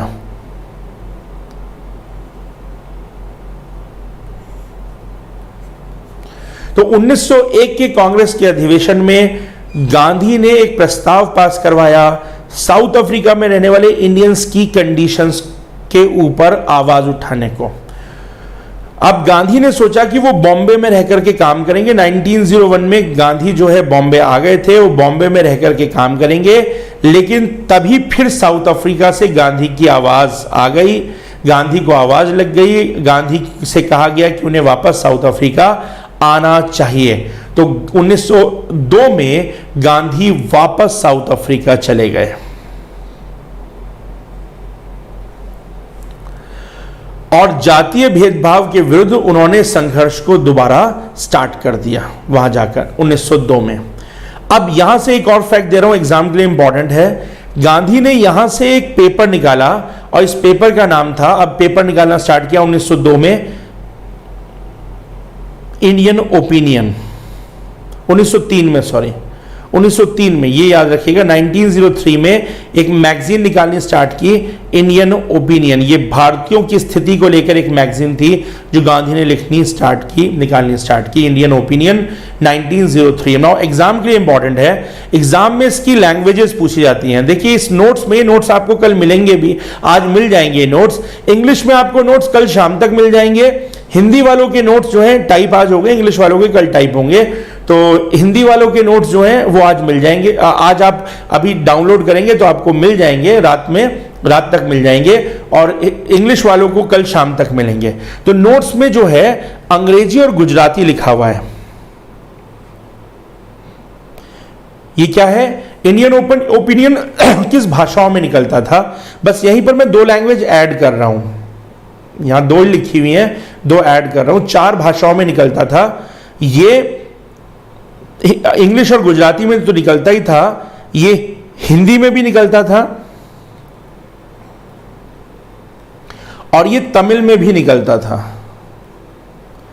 तमिल लैंग्वेज में भी निकला जाता था। 4 लैंग्वेज थी, एग्जाम में कई बार आया, यूपीपीसीएस का इंपॉर्टेंट क्वेश्चन है, यूपीएससी ने भी पूछ रखा है। इंडियन ओपिनियन कब निकला, कहां से निकलता था, तो साउथ अफ्रीका से निकलता था। 1903 में इसको पब्लिश करना स्टार्ट किया था गांधी जी ने, इंग्लिश में, गुजराती में, हिंदी में और तमिल में। हिंदी आप समझते हैं क्यों, गुजराती आपको पता है क्यों, गांधी जी खुद गुजराती थे। इंग्लिश आप समझते हैं वहां यूरोपियंस को अपनी बात समझानी थी। तमिल क्यों है अब आप वो भी समझते हैं, मैंने आपको बताया था साउथ अफ्रीका में साउथ इंडिया के बहुत सारे लोग रह रहे थे जाकर के, तो जो साउथ इंडियंस थे वो वहां रह रहे थे, इसलिए तमिल में भी निकलता था। एक और फैक्ट दे रहा हूं, ये मुझे एक नया फैक्ट मिला और वो ये कि मनसुख लाल नजर जो है वो इसके एडिटर थे, इस मैगजीन के एडिटर जो थे वो थे मनसुख लाल नजर को एडिटर बनाया गया। गांधी जी ने पब्लिकेशन स्टार्ट किया इंडियन ओपिनियन का और मनसुख लाल नजर इसके एडिटर थे, संपादक थे, ध्यान रखिएगा। गांधी जी ने जो ये इंडियन ओपिनियन निकाला था, इसके बाद गांधी जी ने एक फार्म हाउस का निर्माण किया। अब ये मैंने पूछा था, बताया था कि 2 फार्म हाउस उन्होंने बनाए थे, तो उन्होंने एक फार्म बनाया और उस फार्म को बनाने के लिए गांधी जी, एक क्वेश्चन आ सकता है गांधी जी को जो उनका फार्म था उसकी प्रेरणा कहां से मिली, तो बता देता हूं, ये भी फैक्ट मैंने डाल दिया है। जॉन रस्किन की बुक थी unto the last, Gandhi ji ने अपनी आत्मकथा में ये बातें बताई हैं, तो जॉन रस्किन की बुक थी अनटू द लास्ट। इस अनटू द लास्ट बुक से वो इंस्पायर हुए थे, इससे प्रेरित हुए थे और इससे प्रेरित होकर अनटू द लास्ट नॉवल से प्रेरित होकर के गांधी जी ने जो है को ये विचार आया कि हमको एक तो अकेले अलग थलग होकर नहीं जीना है, हमको कम्युनिटी में जीना है, यानी कि हमारे जो लोग हैं उन्हें सबको साथ रख करके हमको रहना चाहिए, सबको साथ में रहना चाहिए। तो एक तो कम्युनिटी को बिल्ड करना है, सबको साथ में रहना है। दूसरा, गांधी जी का यह कहना था कि हमको साधारण जीवन जीना है, ऑर्डिनरी लाइफ जीनी है। ये चीज जो है गांधी जी को unto the last, John Ruskin की बुक थी, यहां से प्रेरणा मिली कि सादा जीवन जीना है, हम अपने घरों में ऐशोआराम बढ़ाते हैं और लोगों से अलग थलग, हमारे घरों में औरों के लिए जगह नहीं होती है। तो गांधी जी ने कहा है नहीं, इसको चेंज करने की जरूरत है। अगर हमें कलेक्टिवली अपनी लड़ाइयां लड़नी है और हमको बेहतर जीवन जीना है तो हमको समुदाय में जीना चाहिए, यानी हमारे लोगों को सबको साथ रहना चाहिए और साधारण जीवन जीना चाहिए। यहां से गांधी जी को प्रेरणा मिली और जो गांधी जी जीवन भर, गांधी जी फिर अकेले कभी घर में नहीं रहे, गांधी जी हमेशा आश्रम में रहे, भारत में रहे तो भी आश्रम में रहे और साउथ अफ्रीका में भी अब गांधी ने अपना जीवन आश्रम में शुरू कर दिया। तो गांधी जी ने डरबन के पास एक जगह है फोनेक्स, तो गांधी जी डरबन के पास फोनेक्स आ गए और 1904 में गांधी जी ने अपना सबसे पहले फोनेक्स आश्रम बनाया या फीनिक्स आश्रम बनाया। फीनिक्स भी बोल देते हैं इसको, फोनेक्स भी बोलते हैं, दोनों ही लिखा रहता है। फीनिक्स सेटलमेंट 1904, ये एग्जाम के लिए ध्यान रखना है। तो देखिए जो गांधी इंडिया में करे ना, उस सबके प्रयोग गांधी के साउथ अफ्रीका में हो चुके थे। तो फिनिक्स आश्रम भी गांधी ने बनाया और अपनी पूरी इंडियन ओपिनियन की प्रेस को वो यहीं लेकर के आ गए और यहीं से उन्होंने जो है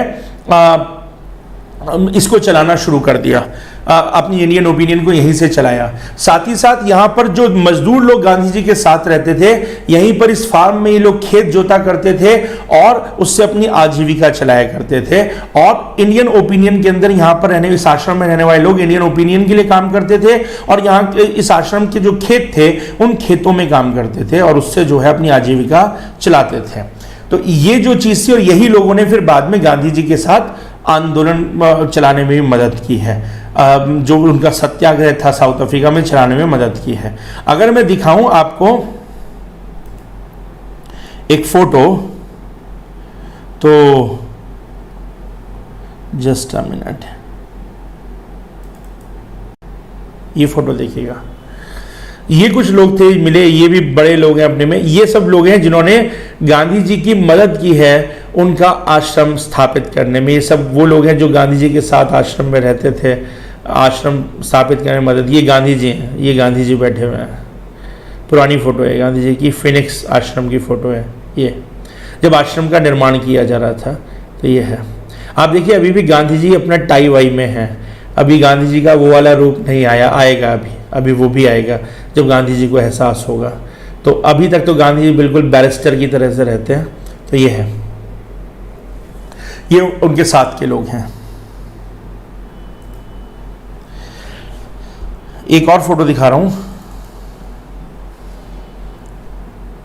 ये गांधी जी के वो साथी हैं जिन लोगों ने जो है उनको भी देख लेते हैं, जिन लोगों ने गांधी जी का साथ दिया, साउथ अफ्रीका में आंदोलन में साथ दिया। ये गांधी जी की टीम समझिए, ये है गांधी जी की टीम जो साउथ अफ्रीका में गांधी जी का साथ दे रही थी। ये बीच में गांधी जी खड़े हुए हैं,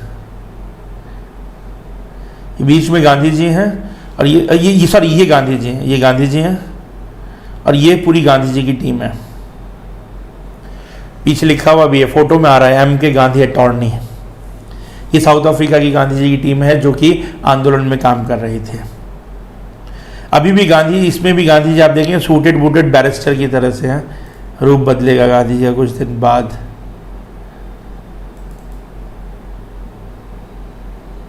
ये फोटो अभी बाद में दिखाऊंगा। एक फोटो और दिखा रहा हूँ साउथ अफ्रीका की।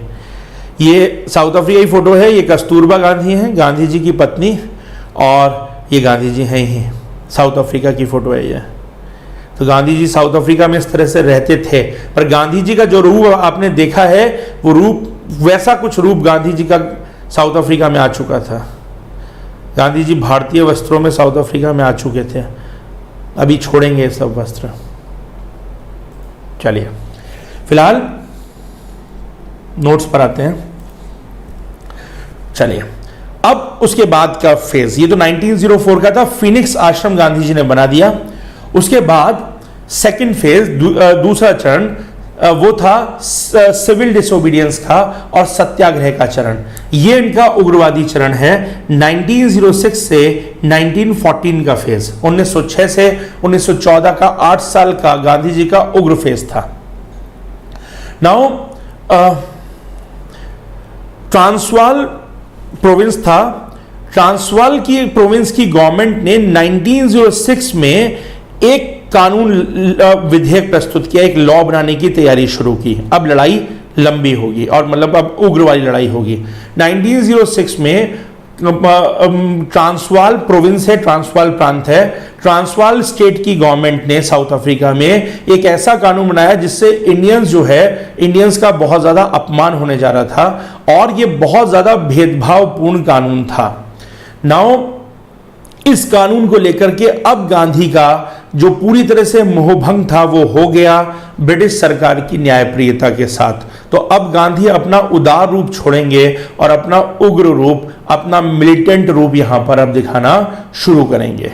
कानून क्या है, ये एग्जाम में आ सकता है कि किस कानून के विरोध में गांधी जी ने सत्याग्रह और आंदोलन छेड़ा है। कानून है Asiatic registration bill, Asiatic registration bill south Africa के अंदर। इस कानून के विरोध में सत्याग्रह छेड़ा। इससे पहले वाले कानूनों में केवल लेख लिखे हैं, लोगों को जागरूक करने की कोशिश की है, पर इसके खिलाफ गांधी जो है वो आंदोलन छेड़ेंगे। तो अब ये कानून है एशियाटिक रजिस्ट्रेशन बिल। अब ये एशियाटिक रजिस्ट्रेशन बिल था क्या? इस कानून में व्यवस्था ये थी कि जो भी भारतीय है उसे एक निश्चित टाइम के अंदर अपने आप को रजिस्टर कराना होगा। अगर रजिस्टर नहीं कराएगा साउथ अफ्रीका में अपने आप को इंडियन कोई, तो यह अपराध घोषित होगा। जो भी इंडियन साउथ अफ्रीका में रह रहे हैं उनको अपना एक अलग रजिस्ट्रेशन कराना होगा। रजिस्ट्रेशन नहीं कराएंगे तो उनको सजा दी जाएगी। और हर इंडियन को एक रजिस्ट्रेशन सर्टिफिकेट अपने पास रखना होगा, एक सर्टिफिकेट, एक प्रमाण पत्र रजिस्ट्रेशन का रखना होगा। और कभी भी वो पास, उसे पास कहते थे, रजिस्ट्रेशन सर्टिफिकेट या पास समझिए, कभी भी उस पास को मांगा जा सकता था। उस रजिस्ट्रेशन सर्टिफिकेट को कभी भी उसके बारे में डिमांड किया सकती कि सर्टिफिकेट दिखाओ। पुलिस अधिकारियों को राइट दिया गया था कि वो किसी इंडियन के घर में कभी भी घुस करके उसकी तलाशी ले सकते थे। उसके घर में कागजों की, डॉक्यूमेंट्स की तलाशी कभी भी बिना उसकी परमिशन के, बिना किसी क्या कहते हैं न्यायालय के निर्देश के कभी भी किसी भी इंडियन के घर में घुस के इन कागजों की तलाशी ली जा सकती थी। इसके साथ ही साथ जो है मतलब अगर हम देखें तो ये जब इसका विरोध होना शुरू हुआ लेकिन कोई फर्क नहीं पड़ा। गांधी जो है एक गांधी इंग्लैंड गए इस कानून का विरोध करने के लिए और इंग्लैंड में वहां के लोगों से बात की, वहां की सरकार से बात करने की कोशिश की कि भाई साउथ अफ्रीका में आपकी गवर्नमेंट जो है इस तरीके का गलत कानून ला रही है, लेकिन कोई प्रभाव नहीं पड़ा। गांधी ने कोशिशें इसको लेकर काफी की। अब जब कोशिशें विफल होने लगी तो गांधी ने अब एक नया एसोसिएशन बनाया। पहला था नटाल वाला, ये दूसरा है। अब दूसरा बनाया पैसिव रेजिस्टेंस एसोसिएशन। एग्जाम के लिए याद रखिए, मैंने कहा आज के में फैक्ट्स मिलेंगे काफी सारे आपको। पैसिव रेजिस्टेंस एसोसिएशन ये बनाया। ये किसके विरोध में बनाया? तो ये बनाया एशियाटिक रजिस्ट्रेशन बिल के अगेंस्ट, एशियाटिक रजिस्ट्रेशन बिल्स के अगेंस्ट बनाया गया पैसिव रेजिस्टेंस एसोसिएशन, ये बनाया। अब गांधी ने इसका विरोध करने के लिए अब आंदोलन छेड़ना और सत्याग्रह छेड़ने की तैयारी कर ली कि हम इस कानून का विरोध करेंगे। अब गांधी ने कहा कि कोई अपना रजिस्ट्रेशन ना कराए, कोई अपना रजिस्ट्रेशन नहीं कराएगा और इसका रजिस्ट्रेशन तो सरकार ने कहा था हम जेल में डाल देंगे। गांधी ने कहा कि जेल में डालते हैं डालें, लेकिन गिरफ्तार करते हैं गिरफ्तार करें, कागज नहीं दिखाएंगे। तो रजिस्ट्रेशन जो है वो नहीं करवाएंगे, कोई रजिस्ट्रेशन कोई पास नहीं दिखाएंगे। तो गांधी ने यहाँ पर पास जलाने की भी कोशिश की और लोगों के जिन्होंने रजिस्ट्रेशन करा रखे थे उनके भी पास जलाए। बहुत लोगों ने अपने पास, इन्हें खुद हिम्मत नहीं की तो गांधी ने उनके पास जलाए। तो गांधी ने अब खुलकर के विरोध करना स्टार्ट कर दिया था। ये हुआ तो उसके कारण लोग प्रेरित हुए और बहुत सारे लोगों ने गांधी की बात में आकर के रजिस्ट्रेशन नहीं करवाया।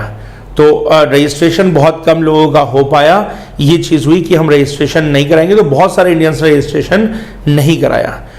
तो फिर उसके बाद इसको लेकर के गांधी को जेल भेज दिया गया। एक फोटो दिखाऊं आपको, एक वो भी मुझे मिली कहीं, मैं तो देखता ही रहता हूँ। खैर जस्ट अ मिनट, देखिए ये वो मौका है, this one I think so. अच्छा वो फोटो यहाँ नहीं है, मैं कभी फिर कल वल में दिखाऊंगा। वो एक फोटो वो नेट पर है अवेलेबल, देखिएगा। तो गांधी को जब अरेस्ट किया गया था वो फोटो भी अवेलेबल है, शायद नेट पर हो, और मेरे पास तो रखी है। तो गांधी को जब अरेस्ट किया गया था इस विरोध में, तो गांधी ने विरोध किया, उन्हें जेल भेजा गया। लगभग 155 लोग उनके साथ जेल गए, अकेले नहीं गए, इतने लोगों ने साथ दिया। तो ये गांधी की एक बड़ी जीत थी। ये वाला जो आंदोलन था गांधी की बड़ी जीत थी। अब गांधी ने अपने आप को सत्याग्रह के अंदर लगा दिया था। अच्छा एक और चीज दिखाता हूं उसके बाद। अब गांधी जब सत्याग्रही बन गए तो गांधी ने, जस्ट अ मिनट, अब गांधी ने अपनी बैरिस्टर वाली जो पोशाक थी वो छोड़ दी थी। क्यों छोड़ दी थी? क्योंकि गांधी ने यह कहा कि मैं कानून का विरोध कर रहा हूं तो मैं बैरिस्टर कैसे हो सकता हूं। तो कानून का विरोध कर रहे हैं तो उन्होंने बैरिस्टर जो है वो बैरिस्टर कैसे हो सकते हैं। तो एक तो वो रीजन था। अब उन्होंने बैरिस्टर वाली अपनी पोशाक छोड़ दी थी। ये गांधी की एक्चुअल तस्वीर है। तो गांधी जब जो है सत्याग्रही बने तो बैरिस्टर वाली पोशाक छोड़ दी। गांधी भारतीयों की बात कर रहे थे तो शुद्ध भारतीय पोशाक के अंदर आ गए और एक सत्याग्रही के गेटअप के अंदर आ गए थे गांधी ने। और ये गांधी आजीवन अब इसी गेटअप में रहेंगे। उसके बाद गांधी भारत भी रहेंगे तो अब ऐसे ही रहेंगे। गांधी ने जीवन भर, तो ये भी बड़ा त्याग है, हर कोई कर नहीं सकता सूट बूट छोड़ के इस तरीके की वेशभूषा जिंदगी भर के लिए अपना लेना। तो गांधी ये काम भी करते हैं। अब गांधी आ जाते हैं प्रेरित करने के लिए लोगों को।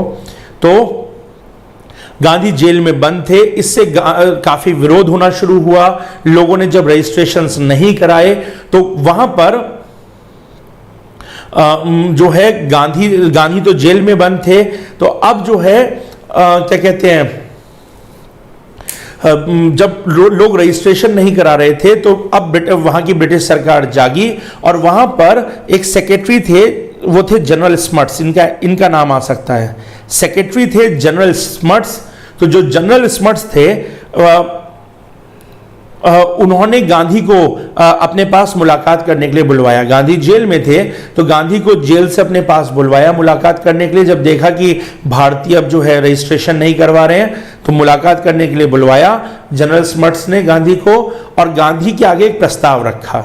जनरल स्मट्स ने प्रस्ताव ये रखा कि अगर ये लोग अपने आप रजिस्ट्रेशन करा लें, इंडियंस खुद ही रजिस्ट्रेशन करा लें, तो हम ये कानून वापस ले लेंगे कि कभी भी जांच करने पहुंच सकता है और कभी भी जो है पहचान पत्र हर समय आपको रखना होगा, दिखाना होगा। वो जो कानून है, कानून हम वापस ले लेंगे अगर खुद ही अपना रजिस्ट्रेशन ये लोग जाके करा लें। गांधी ने इस प्रस्ताव को मान लिया, जनरल स्मट्स की बात को मान लिया। अब यहां पर एक और फैक्ट दे रहा हूं, इससे जो है बहुत सारे भारतीय गांधी से नाराज हुए, क्योंकि जो लोग विरोध करना चाहते थे और आंदोलन करते रहना चाहते थे, ऐसे लोग भारत में भी काफी नाराज होंगे आगे जाके। तो वो लोग गांधी से काफी नाराज हुए, जो चाहते थे नहीं आंदोलन चलते रहना चाहिए, तो वो लोग नाराज हुए। और इसमें एक व्यक्ति, उन्हें लगा कि गांधी ने विश्वासघात किया है, गांधी ब्रिटिशर से मिल गए हैं, जबकि गांधी का ये कहना था ठीक है हम रजिस्ट्रेशन करा लेंगे, अगर आप कानून को वापस ले लेते हो तो हमें कोई समस्या नहीं है। तो गांधी जो है, जब गांधी को फिर रिहा कर दिया गया, गांधी जब पंजीकरण के कार्यालय जा रहे थे तो एक थे पठान मीर एयर आलम, इन्होंने गांधी जी के ऊपर हमला किया। मीर एयर आलम थे एक पठान, इन्होंने गांधी जी पर हमला किया क्योंकि ये नाराज थे और बहुत सारे लोग भी नाराज थे कि गांधी जी को ये बात स्मट्स की नहीं माननी चाहिए थी, इस स्मट्स पर भरोसा नहीं किया जा सकता। और ये बात भारतीयों की थोड़े दिन बाद सही भी हो गई। इंडियंस ने रजिस्ट्रेशन तो कर लिया था, लेकिन उसके बाद जो है स्मट्स अपने वादे से मुकर गया और स्मट्स ने जो है अपना कानून वापस लेने से मना कर दिया। तो जब कानून वापस लेने से मना कर दिया तो अब गांधी जो है, गांधी ने अपनी वकालत छोड़ दी और गांधी फिर से सत्याग्रह आंदोलन पर आ गए। इस बार आंदोलन रौद्र था, तो गांधी ने जो है सत्याग्रह आंदोलन पर आ गए। इसी दौर में वो तो उधर आंदोलन कर रहे थे, गांधी तो उस पहले वाले कानून का ही आंदोलन के विरोध में, पहले वाले कानून के विरोध में आंदोलन कर रहे थे। इसी दौर में ट्रांसवाल सरकार ने एक और लॉ पास किया, ये इमिग्रेशन लॉ था, अप्रवासी कानून था, और इसमें कहा गया कि इस कानून के अंदर ये कहा गया था कि भाई जो भी इंडियंस भारत आते, वो जो भी इंडियंस साउथ अफ्रीका आते हैं, उनकी शादियां, आगे मैं पढ़वा दूंगा, उनकी शादियां तभी वैलिड मानी जाएंगी जब वो कानूनी होंगी, और केवल ईसाई रीति रिवाज से की गई शादियों को कानूनी घोषित किया जा रहा था। तो हमारे यहां पर मुस्लिम्स निकाह पढ़कर जाते थे, हिंदू जो है फेरे लेकर के जाते थे, इस तरीके की सारी शादियां वहां पर इनवैलिड हो गई। तो जब शादियां इनवैलिड हो जाएंगी तो उनके जो यहां साउथ अफ्रीका के अंदर जो महिलाएं पुरुषों के साथ रह रही थी पत्नी के रूप में, उनके स्टेटस पर असर आ जाता, प्लस उनके बच्चों के राइट्स पर असर आ जाता, क्योंकि जब शादी ही इनवैलिड है तो बच्चों के राइट्स कैसे। तो बहुत सारी दिक्कतें भारतीयों के सामने इस नए इमिग्रेशन लॉ के कारण आ गई। तो इधर तो आंदोलन चल ही रहा था स्मट्स के पुराने कानून को लेकर के, वो जो कानून एशियाटिक लोगों को मतलब एशियाटिक कानून जो था, एशियाटिक रजिस्ट्रेशन बिल जो था, उसका तो पंजीकरण वाले का तो विरोध ही चल रहा था। इधर एक और पास कर दिया इमिग्रेशन लॉ। अब इस इमिग्रेशन लॉ को पास करने के कारण अब तो गांधी जी और भड़के और अब आंदोलन और तेज होना है। तो इसमें हुआ क्या, एक और आश्रम बनाया गया। अब नया आश्रम आ रहा है, टॉलस्टॉय फार्म, 1910। तो फिनिक्स आश्रम पहले बना, आई थिंक 1904 में बना था, तो फिनिक्स आश्रम बना, और उसके बाद 1910 में टॉलस्टॉय फार्म बनाया गया या टॉलस्टॉय आश्रम बनाया गया। अब हुआ यह कि यहां पर एक टॉलस्टॉय फार्म से जो है एक बड़ा आंदोलन चलाया गया, एक जो है रौद्र आंदोलन चलाया गया, और उसके बाद जो सत्याग्रही थे वो निरंतर रूप से आंदोलन करते रहे। साथ ही साथ बहुत सारे लोग जुड़े, जैसे मैंने आपको बताया था, एक नाम एग्जाम में आ जाता है, एक नाम है हरमन कॉलिनबॉक। ये जर्मनी के थे जो कि गांधी जी के साथ जुड़े और उन्होंने गांधी जी के साथ साउथ अफ्रीका में आंदोलन में बहुत मदद की। टॉलस्टॉय आश्रम में उनके साथ भी रहे। हरमन कॉलिनबॉक गांधी के जर्मन मित्र थे, शिल्पकार मित्र थे। इसके अलावा गांधी के इस आंदोलन में भारत से भी मदद आई, जैसे कि टाटा ने, उस समय टाटा ने जो है गांधी को मदद भेजी थी। हैदराबाद के निजाम ने मदद भेजी थी, टाटा ने मदद भेजी, हैदराबाद के निजाम ने मदद भेजी थी। साथ ही साथ इंडियन नेशनल कांग्रेस और मुस्लिम लीग ने भी फाइनेंशियल मदद इस आंदोलन को साउथ अफ्रीका में चलाने के लिए भेजी थी। तो 1910 में कांग्रेस से भी मदद गई, मुस्लिम लीग से भी गांधी को मदद गई, जर्मन के टाटा से भी मदद गई, हैदराबाद के निजाम ने भी मदद भेजी कि वहां भारतीयों के हितों के लिए जो आंदोलन लड़ा जा रहा था। तो ये आंदोलन आप देखिए, ये गांधी को भारत में पहले ही पॉपुलैरिटी दे देता है, साउथ अफ्रीका में गांधी के रहते हुए भी मिल जाती है। उसके बाद अब ये अगर देखें तो ये आंदोलन चलता रहा सीधे सीधे। इसमें गांधी की पत्नी यानी कि कस्तूरबा गांधी ने भी इसमें भाग लिया। महिलाओं ने बढ़ चढ़ करके भाग लिया इस आंदोलन में। क्यों? कारण मैंने बता दिया, कानूनी ऐसा था ये इमिग्रेशन लॉ की महिलाओं के स्टेटस पर असर पड़ रहा था, उनका पत्नी का दर्जा ही खत्म हो रहा था, तो महिलाओं ने बढ़ चढ़ करके भाग लिया। उसके अलावा जो है यह आंदोलन चलता रहा। 1911-12 में आकर के अगर हम देखें तो सरकार और इंडियंस के बीच में एक छोटा सा समझौता हुआ। समझौते के कारण भी है कि जॉर्ज पंचम का राज्याभिषेक होना था, राजा जो थे, तो जो नए राजा थे जॉर्ज पंचम, 1911-12 में भारत में भी देखिएगा तो दिल्ली दरबार लगेगा। तो ऐसे ही 1911-12 में साउथ अफ्रीका में भी जॉर्ज पंचम का समारोह होना था, क्योंकि जॉर्ज पंचम का राज्याभिषेक हुआ था ब्रिटेन के अंदर, तो उसके समारोह जो है साउथ अफ्रीका के अंदर होने थे। तो इस वजह से एक दबाव था कि भाई माहौल सब कुछ ठीक रहना चाहिए। भारत में भी आप देखिएगा कि बंगाल के विभाजन को रद्द कर दिया गया ब्रिटिश सरकार के द्वारा, और यहां पर भी एक छोटा सा समझौता भारतीयों के बीच में और ब्रिटिश सरकार के बीच में कर लिया गया था। अब उसके बाद 1912 के आसपास ही गोपाल कृष्ण गोखले, अभी एग्जाम में क्वेश्चन आ सकता है कि भारत के कौन बड़े नेता थे जो गांधी जी से मिले थे साउथ अफ्रीका में, तो गोपाल कृष्ण गोखले ने दक्षिण अफ्रीका की यात्रा की। 1912 के बाद गोपाल कृष्ण गोखले दक्षिण अफ्रीका गए। 1912 के आसपास गोपाल कृष्ण गोखले गए दक्षिण अफ्रीका। यहां पर जो है अब गोपाल कृष्ण गोखले भारत के एक बड़े नेता थे जिनका ब्रिटेन के लोगों के साथ बातचीत चलती ही थी। तो यहां पर आकर के उन्होंने भारतीयों, गोपाल कृष्ण गोखले ने भारतीयों के विरुद्ध जो भी भेदभावपूर्ण कानून है उन्हें हटाने की डिमांड की। इस डिमांड को किया। उनके साथ एक वादा भी कर लिया गया था, लेकिन वो वादा नहीं निभाया गया। तो जब नहीं निभाया गया तो 1913 में आंदोलन को फिर से शुरू कर दिया गया। एक फोटो दिखा रहा हूं आपको। आज की क्लास थोड़ी सी लंबी हो जाएगी, शुरुआत में हमारा टाइम काफी वेस्ट हो गया था आज का, तो एक थोड़ी सी लंबी कर रहा हूं क्लास। टॉपिक को खत्म करके छुट्टी करूंगा आज की। Just a minute.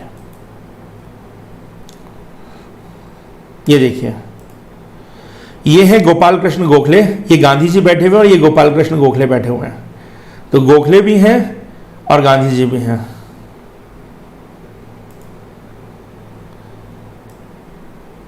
South Africa गए थे गोखले, गांधी जी भी थे इसमें। साउथ अफ्रीका की टीम है पूरी गांधी जी की। ये गांधी जी हैं और ये गोखले जी हैं। चलिए नाउ, अब उसके बाद तो आंदोलन 1913 में बहुत उग्र कर दिया गया था, बढ़ा दिया गया क्योंकि सरकार ने नहीं सुना। गोखले के कहने पर भी सरकार ने तब तो कह दिया हाँ हम ऐसे कानून खत्म करेंगे, लेकिन उसके बावजूद कुछ नहीं सुना। वो भारत में भी यही करते थे। भारत में भी तो गोखले दादा भाई नौरोजी से पता नहीं क्या क्या कहते आ रहे थे, 1885 से लेकर के 1915 तक कहते तो आए, करा तो कुछ नहीं। ऐसे उन्होंने यहां भी कह दिया था, लेकिन करा कुछ नहीं। तो अब आंदोलन रौद्र रूप लेता है, खुल करके आंदोलन किया जाता है, गिरफ्तारियां दी जाती हैं, विरोध किया जाता है और पैसिव रेजिस्टेंस किया जाता है, यानी कि सरकार का किसी मामले में साथ ना देना। बहुत सारी चीजों का विरोध किया। एशियाटिक रजिस्ट्रेशन एक्ट का विरोध किया गया। पोल टैक्स का विरोध, आपको एक पोल टैक्स देना होता था यहां के मजदूरों को 3 पाउंड का, तो पोल टैक्स का अब सब चीजों का विरोध होने लगा, तो पोल टैक्स का विरोध किया गया। उसके अलावा इमिग्रेशन लॉ का विरोध किया गया। अब सारे कानूनों का खुल करके विरोध होना शुरू हो गया। तो समय लगा गांधी जी को, सबको ही लगता है पहले दिन ही आप आग नहीं लगाते हो, तो धीरे धीरे, लेकिन अब गांधी जी अपने फॉर्म में आ चुके हैं। तो इमिग्रेशन लॉ का विरोध हुआ। उसके बाद जो मैंने आपसे कहा कि हाई कोर्ट का एक फैसला आया था, वहां के हाई कोर्ट का एक फैसला आया था कि ईसाई पद्धति से हुई शादी के अलावा कोई भी जो शादी होगी वो इलीगल होगी, और अगर शादी को, वही मैंने कहा इमिग्रेशन लॉ के तहत अगर पंजीकृत शादी नहीं होती है तो जो है वो शादी मतलब इलीगल मानी जाएगी, और पंजीकृत उसी को करेंगे जो ईसाई पद्धति से हो रही है। तो सीधी सीधी बात है कि भारतीयों की शादियों को रजिस्टर नहीं करेंगे, और अगर भारतीयों की शादी वैलिड नहीं होगी तो फिर भारतीय यहां क्यों आएंगे। तो भारतीयों को रोकने का एक तरीका ये किया गया था। तो इस निर्णय का भी विरोध किया गया, इस वाले निर्णय का भी विरोध किया गया। अब गांधी जी को इस आंदोलन में सबका साथ मिला, क्योंकि हिंदुओं का भी विरोध था। स्किन को लेकर के तो हिंदुओं के साथ भी भेदभाव था, मुस्लिम्स के साथ भी भेदभाव था। शादियां इनवैलिड सबकी हो रही थी, हिंदुओं की, मुसलमानों की, पारसियों की, सबकी हो रही थी। इनके बच्चे इलीगल हो जा रहे थे, इनके स्टेटस चेंज हो जा रहे थे। तो इस कानून का खूब विरोध किया। महिलाओं ने भाग लिया। कस्तूरबा गांधी भी इसमें जेल गई, उन्होंने भी भाग लिया। कस्तूरबा गांधी ने साउथ अफ्रीका में भी गांधी जी का साथ दिया, भारत में भी हर आंदोलन में साथ दिया, तो उन्होंने साथ दिया। वहां पर गांधी जी के साथ बहुत बुरा बर्ताव हुआ। गांधी जी को अंधेरी कोठरी के अंदर रखा जाता था। तो अंधेरी कोठरी में गांधी जी को रखा जाता था, खान में उनको काम करवाया जाता था, उनके साथ मारपीट जेल के अंदर की जाती थी, भूखा रखा जाता था। ये सारे काम हुए हैं। ये आंदोलन उधर साउथ अफ्रीका में चल रहा था। इधर गोपाल कृष्ण गोखले ने पूरे भारत में इस आंदोलन के लिए जागरूकता फैलाई कि साउथ अफ्रीका में हमारे लोग आंदोलन कर रहे हैं और उस आंदोलन को हमें समर्थन देना चाहिए। साउथ अफ्रीका में इस आंदोलन में समर्थन देना चाहिए। वैसे ये लोग भारत में तो आंदोलन कर नहीं रहे थे, लेकिन साउथ अफ्रीका के आंदोलन को समर्थन की बात ये लोग कर रहे थे। अब ये आंदोलन जब लंबा चला, 1913 से लेकर 1914 तक लगभग 1.25 साल ये आंदोलन चला और रौद्र रूप में चला, तो सरकार दबाव में आई। अब साउथ अफ्रीका की सरकार जो है कॉम्प्रोमाइज के लिए तैयार हुई। इंडिया में उस समय वाइसरॉय थे हार्डिंग, तो हार्डिंग वाइसरॉय थे। इवन इंडिया के वाइसरॉय हार्डिंग ने साउथ अफ्रीका की सरकार का विरोध किया। भारत के वाइसरॉय हार्डिंग ने जो है दक्षिण अफ्रीका की सरकार की निंदा की कि दक्षिण अफ्रीका की सरकार वहां पर इंडियंस के साथ अच्छा व्यवहार नहीं कर रही है। इसके फलस्वरूप जब एक इंटरनेशनल प्रेशर पड़ा, यहां से इंडियंस का प्रेशर जा रहा था और हार्डिंग जैसे वाइसरॉय विरोध कर रहे थे, ब्रिटेन से विरोध आ रहा था थोड़ा बहुत, ब्रिटेन की जनता भी सोची थी ये कानून तो बहुत गलत आया है, और इधर दक्षिण अफ्रीका का जो आंदोलन था, तो इन सब से एक असर पड़ा। और असर ये पड़ा कि गांधी, हार्डिंग, जनरल स्मट्स और सीएफ एंड्रयूज के बीच वार्तालाप हुआ। सीएफ एंड्रयूज अभी बताऊंगा, एक और क्वेश्चन का आंसर दे रहा हूं। गांधी, हार्डिंग, जनरल स्मट्स और सीएफ एंड्रयूज के बीच वार्तालाप हुआ और फाइनली इनके बीच में समझौता हो गया। दक्षिण अफ्रीका की सरकार ने मांगे मान ली, इंडियंस की मांगों को स्वीकार कर लिया। जनरल स्मट्स ने एक और कानून बनाया और वो था इंडिया रिलीफ एक्ट 1914 में। इंडिया रिलीफ एक्ट पारित किया 1914 के अंदर जनरल स्मट्स ने, और वो जो इमिग्रेशन एक्ट था उसको डाइल्यूट कर दिया, और इस तरीके से भारतीयों के ऊपर जो रेस्ट्रिक्शंस लगाई थी उन रेस्ट्रिक्शंस को काफी कम कर दिया। इस कानून के माध्यम से जो शादियों को इनवैलिड ठहराया गया था उसको कम कर दिया, जो रजिस्ट्रेशन की बाध्यताएं या पास वगैरह की बाध्यताएं थी उनको काफी डाइल्यूट कर दिया था। तो इंडियंस को काफी रिलैक्सेशन वहां पर दिया गया 1914 के इंडिया रिलीफ एक्ट के द्वारा। हालांकि रंग भेद खत्म नहीं हुआ था, उसके लिए नेल्सन मंडेला को साउथ अफ्रीका में एक लंबी लड़ाई लड़नी पड़ेगी। बट हाँ, जिसके लिए आंदोलन गांधी जी ने चलाया था, अंततः 1914 में जाकर के गांधी जी को वह सफलता हासिल हुई। अब इसमें एक नाम आया था CF एंड्रूज का। CF एंड्रूज कौन थे? तो CF एंड्रूज जो है एक ईसाई पादरी थे। मैंने कहा था कौन ईसाई पादरी थे? जो गांधी जी के दोस्त थे और जो गांधी जी को साउथ अफ्रीका से भारत ले गए थे।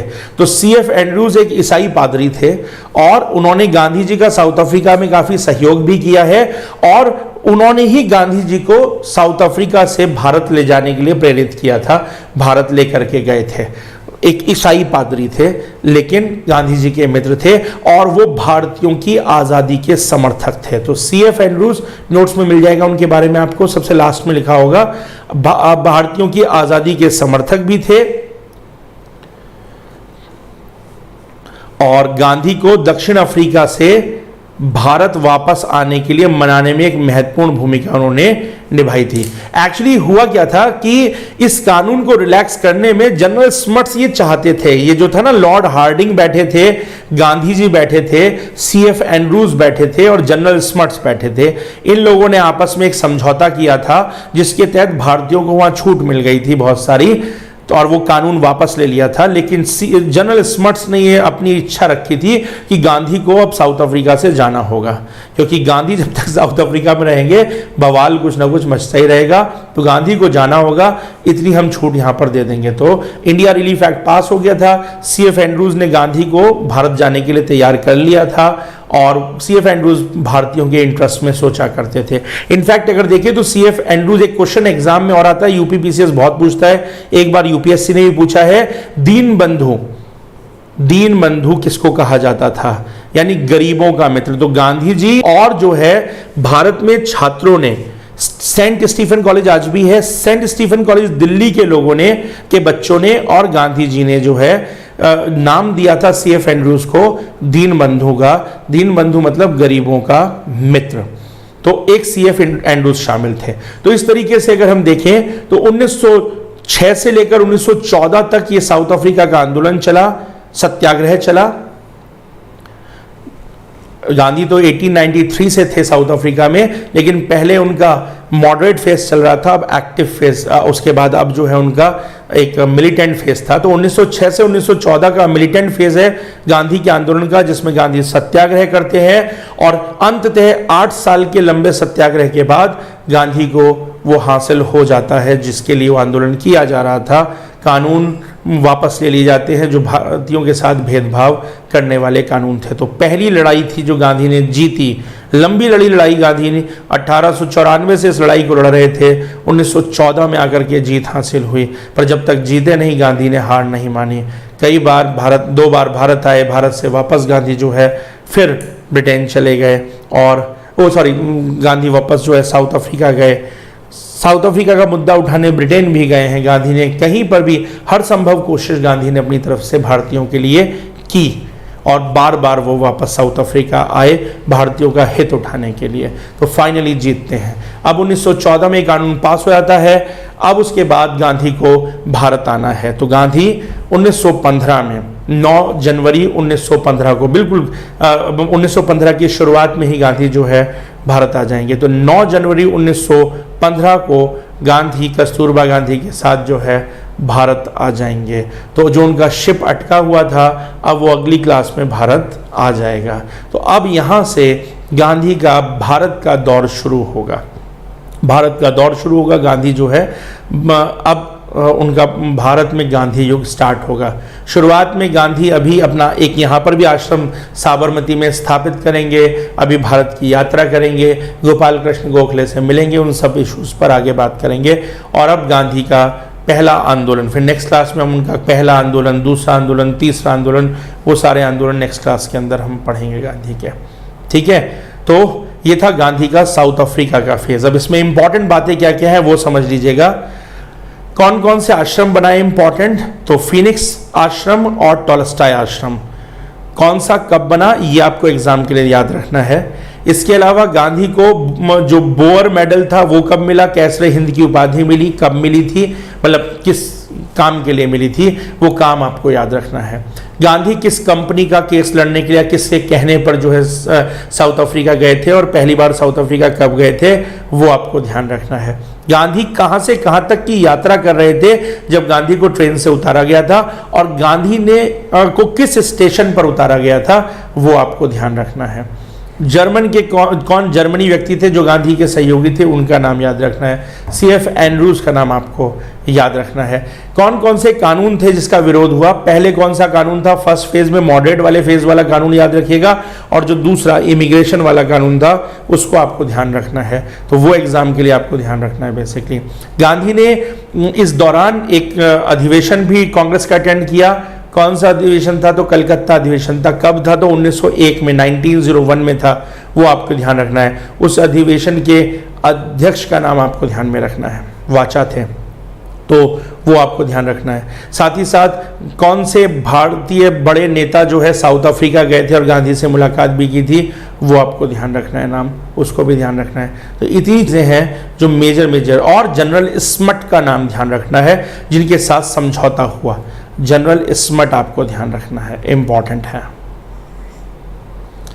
ठीक है। जनरल स्मट्स, इतनी बातें ध्यान में रखनी है।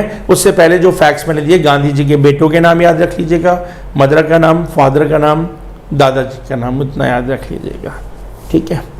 तो इतनी बातें, तो आज बस क्लास को यही रखता हूँ मैं। पूरा ये साउथ अफ्रीका वाला फेज उनका मैंने कवर कर लिया है। हाँ, इंडियन ओपिनियन कब निकाला, बहुत इंपॉर्टेंट, एग्जाम में बहुत आता है। इंडियन ओपिनियन कब निकाला पत्र, और इंडियन ओपिनियन जो है कौन से आश्रम से निकालते थे, वो भी ध्यान रखिएगा।